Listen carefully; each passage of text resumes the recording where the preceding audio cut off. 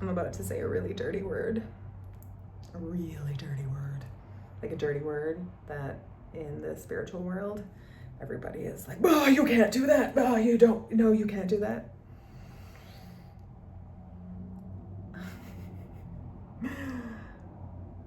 The moment I said, I want that, I got a new car.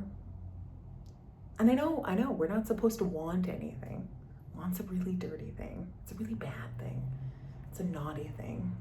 No, you don't be a state of wanting. Don't be in a state of wanting. If you want something, you're not gonna get it. I wanted a car, and I got the car.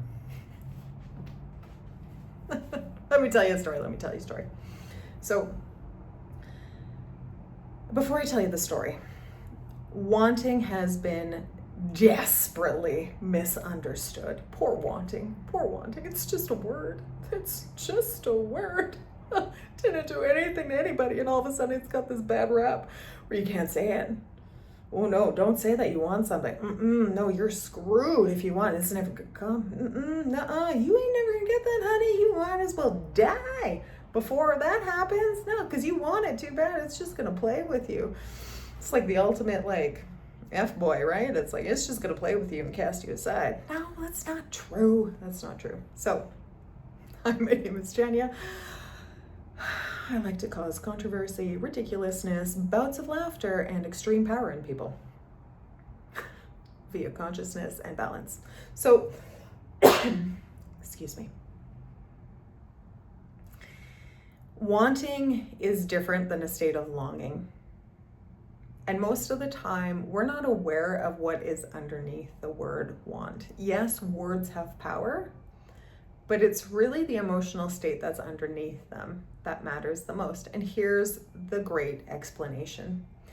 So, one of the things that I was very, very lucky to have as a child growing up, and we all, no matter who you are, you're lucky to have something. I don't care what your circumstances are. I don't care who you are. You were lucky to have something. There was something in your life that was lucky. Absolutely. Zero exceptions. Doesn't matter what story you tell me, there was somebody who had something lucky. They might not be able to see it and they might not be able to recognize it, but everybody had something lucky. One of the things I was fortunate to have and lucky to have was a father who dedicated his life to providing for his family. He's a very, very good provider, and he was and he made sure that his money went a long way and purchased things that were very helpful.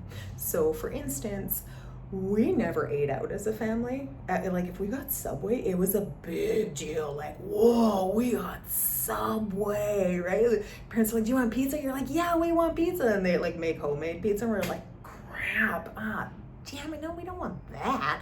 We want like pizza. No. Homemade pizza. Or like A&W and Subway those were our like nights out, right? But he took and he invested, and when each of his children graduated, he made sure they had a vehicle, because he knew how helpful it was to have a vehicle, to not have to provide that for yourself. It was a gift he gave us for graduating, was a vehicle. And in my high school, there's this girl named Brandy, and in high school she got a new car, and all of us were like, whoa, Brandy, like, dang. And she's like, guys, come on, hold up. My parents put a down payment on my car, and then I have to pay the monthly payments. So I didn't get this car for free. I have to pay for it. And I looked at that and I was like, I want that. Didn't cross my mind again, ever. Lo and behold, my sister gets this truck for graduation. Thing breaks down all the time. My dad realizes he sinks more money into this thing than he intended to, because he kind of bought her a beater. She loved it, but he had to fix it all the time. So when 4 years later, when it came time for me to graduate, he was like, no. He put the same down payment on a car And then it was a brand new car, it was a base model. I had to roll down my windows manually.